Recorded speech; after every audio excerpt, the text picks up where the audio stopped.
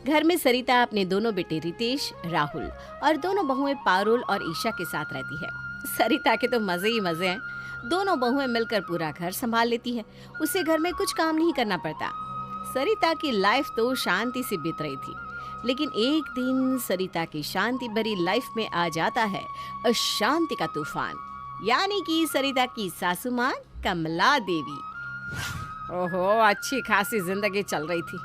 ये जिंदगी को झंड करने सासू माँ कहाँ से आ गई। कल सुबह सुबह 4 बजे ही आ धमकेगी सासू माँ।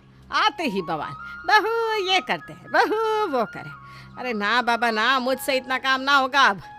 अब तक तो मैं अपनी बहुओं पर हुक्म चलाती थी, अब मेरी सास मुझ पर हुक्म चलाएगी। मेरी क्या इज्जत रह जाएगी, मेरी तो शाख ही चली जाएगी। लेकिन सास की सेवा तो बहू करती ही है। मुझे इससे बचने के लिए कुछ तो करना होगा। समझ गई मुझे क्या करना है। सरिता अपनी दोनों बहुओं को आवाज देती है, पारुल, ईशा, जल्दी यहाँ आओ। दोनों बहुएं आती हैं। जी मम्मी जी, आपने बुलाया? सरिता मुस्कुरा कर कहती है, तुम दोनों को तो पता ही है, कल मेरी सासू माँ आ रही है, यानी कि तुम दोनों की दादी सास। भाभी, ये मम्मी जी को क्या हो गया? इतनी खुश क्यों हो रही है? दादी सास आएंगी तो सासू माँ की तो जिम्मेदारी बढ़ जाएगी। दादी जी की सेवा उन्हीं तो करनी पड़ेगी। मैंने तो सुना है कि दादी जी बहुत कड़क स्वभाव की हैं। हाँ, सुना तो मैंने भी ऐसा ही है। सुना, तुम दोनों मम्मी जी के आसपास भी मत फटकना। मम्मी जी की सेवा तो मैं ही करूँगी। आई बात समझ में? चलो अब जाओ, सो जाओ, सुबह मम्मी जी आने वाली है। मुझे तो खुशी के मारे नींद ही नहीं आने वाली। दोनों बहुएं वहाँ से जाने लगती है और आपस में फुसफुसाती है। ईशा, ज़रूर कुछ तो गड़बड़ है। भला अपनी सास के आने से कोई इतना खुश होता है क्या? हमें मम्मी जी का ये राज तो पता करना ही होगा। दोनों बहुएं यही है, वक्त आ गया है प्लान शुरू करने का। अरे वाह, मम्मी जी आएंगी कल। जो मम्मी जी की सबसे ज्यादा सेवा करेगा, मम्मी जी उसे अपनी 20 लाख की एफडी का पैसा देंगे। मम्मी जी की सेवा तो मैं ही खूब करूँगी और मम्मी जी खुश होकर मुझे ही सारा पैसा देकर जाएंगी।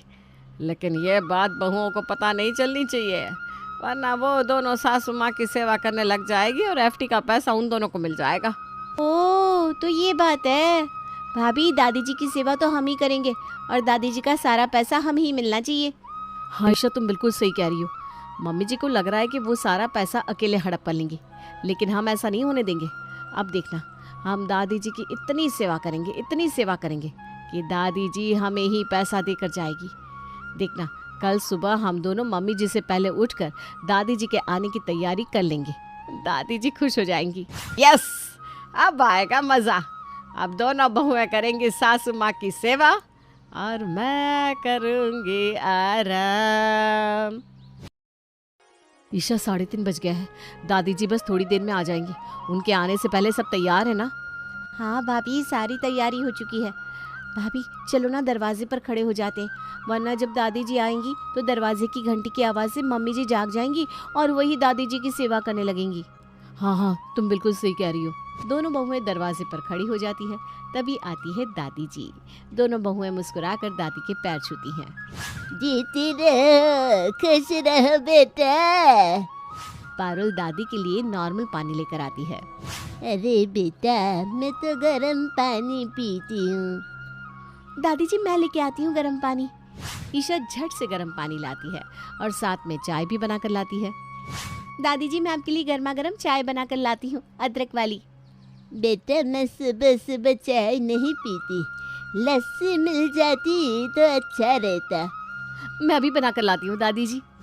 पारुल दादी के लिए लस्सी बनाकर लाती है। पारुल बेटा, नहाना है, नहाने के लिए गर्म पानी तो रख दे। जी दादी जी, अभी करके आई। दादी जी, आज आपके लिए नाश्ता मैं बनाती हूँ, बताइए क्या खाना पसंद करेंगी? एक काम कर बेटा, ज़्यादा कुछ बनाने की ज़रूरत नहीं है, थोड़ा सा सांभर इडली बना लेना। ठीक है दादी जी। अरे थोड़ा ढोकला बना लेना। एक काम करना, थोड़ी कचौड़ी ही बना ले, बहुत दिन हो गए जलेबी खाए, थोड़ा जलेबी भी बना लेना। वैसे एक बात कहूँ, रस मलाई हो जाए तो मजा आ जाए। थोड़ा पोहा भी कर लेना, बस ज्यादा कुछ करने की जरूरत नहीं है। हाँ, तब तक मैं नहा लेती हूँ। दोनों बहुएं हैरान, फिर हाँ में सर हिलाती है। ये दादी जी खुद को समझती क्या है? इस घर को होटल समझ लिया है उन्होंने। इतना सब कुछ कैसे बनाएंगी भाभी? अरे थोड़े दिन की बात है ना ईशा, दादी जी 2-4 दिन के लिए तो आई है, और 20 लाख के बारे में सोचना। थोड़े दिन दादी जी की फरमाइश पूरी कर देते हैं, फिर तो हम मजे करेंगे ना। दोनों बहुएं मिलकर दादी के लिए पूरा नाश्ता बनाती है और नाश्ता टेबल पर लगाती है। तब तक सरिता भी सोकर उठ जाती है। मेरी तो आज आँख ही नहीं खुली, बहुत लेट हो गया। चलो जल्दी से मम्मी जी के लिए नाश्ता बना देती हूँ। मम्मी जी उसकी ज़रूरत नहीं है, हमने पहले से ही पूरा नाश्ता बना दिया है। हाँ मम्मी जी, हमारे होते आप इतनी मेहनत क्यों करोगी भला, हम हैं ना। अच्छा ठीक है, जब तुम दोनों ने नाश्ता बना ही लिया है तो मेरा क्या काम बचा। मैं काम करती हूँ, थोड़ी देर और सो जाती हूँ। वैसे भी ना मेरे सर में थोड़ा दर्द है। सरिता मुस्कुराती हुई अपने कमरे में चली जाती है। अच्छा उल्लू बनाया दोनों बहुओं को। अब दोनों मिलकर मम्मी जी को संभालेगी और मैं आराम करूंगी। ईशा और पारुल सारा दिन बड़े मन से दादी सास की सेवा करती हैं। कभी दादी के लिए खाना बना रही है, कभी उनके लिए कपड़े प्रेस कर रही है, कभी उनका बिस्तर बना रही है, तो कभी दादी के हाथ पैर दबा रही है। बेटा, तुम दोनों बहुत प्यारी हो। भला आज के ज़माने में बड़े बूढ़ों की इतनी सेवा कौन करता है जितना तुम कर रही हो। तुम दोनों का सेवा भाव देखकर मेरा मन खुश हो गया। पहले तो मैं यहाँ 2 दिन से ज़्यादा नहीं रुकने वाली थी, लेकिन अब सोच रही हूँ पूरा 1 महीना रुक ही जाती हूँ। ये सुनकर दोनों की सिट्टी पिट्टी गोल हो जाती है। ईशा गुस्से में टहल रही थी तो पारुल जल्दी जल्दी खाना बना रही थी। भाभी ये तो पासा उल्टा पड़ गया। हमने सोचा था दादी खुश होगी तो हमें 20 लाख रुपए देकर जाएगी, लेकिन यहाँ तो दादी ने 1 महीने रुकने का फैसला कर लिया। अब हम क्या करें भाभी, मुझसे इतनी मेहनत तो और ना होगी। तू सही कह रही ईशा, लेकिन 20 लाख रुपए चाहिए तो हमें दादी जी की सेवा तो करनी होगी। 1 महीने की तो बात है ना, उसके बाद तो दादी जी चल ही जाएंगे, फिर हम सोचो कितने अमीर हो जाएंगे। दोनों बहुएं जी लगाकर पूरा महीना दादी सास की सेवा करती है। 28 दिन बाद दोनों बहुओं की दादी की सेवा कर कर के हालत खराब हो चुकी थी। उनकी ऐसी हालत देखकर सास सरिता मन ही मन बहुत खुश हो रही थी। सरिता अपने कमरे में बैठी बहुओं की हालत पर हंस रही थी। ईशा और पारुल को क्या बुद्धू बनाया। मैंने तो ऐसे ही बोल दिया कि सासू माँ के पास 20 लाख की एफडी है और वो उसे एफडी के पैसे देगी जो उनकी सबसे ज्यादा सेवा करेगा, और मेरी बेचारी बहुएं सेवा में लग गई दिल से। उन्हें तो पता ही नहीं कि उन्हें कोई पैसा वैसा नहीं मिलने वाला है। दोनों बहुएं गेट पर खड़ी सास की सारी बात सुन लेती है। मम्मी जी ने हमसे झूठ बोला, दादी जी के पास कोई पैसा नहीं है। मम्मी जी ने ये सही नहीं किया। हाँ भाभी, मम्मी जी ने ये सही नहीं किया, लेकिन हम क्या कर सकते हैं भाभी, अब हम और दादी जी की सेवा नहीं करेंगे। हाँ बिल्कुल, अब हम कोई काम नहीं करेंगे। तभी दादी की आवाज आती है। ईशा बहू, पारुल बहू, जरा यहाँ तो आना। ओहो, फिर से आवाज लगा रही है। तू जा ईशा, मैं नहीं आ रही, अब मुझे आराम करना है। भाभी मुझे भी नहीं जाना, आप जाओ ना। दोनों एक दूसरे का मुंह देखने लगती है। हमने इतने दिन दादी जी की सेवा लालच में आके की है, 1 महीना पूरा होने में सिर्फ 2 ही दिन बाकी हैं। जब इतना सब कर ही लिया है तो 2 ही दिन की तो बात है। देखना दादी जी कितनी खुश है, 2 दिन के लिए उनका दिल क्यों तोड़ना।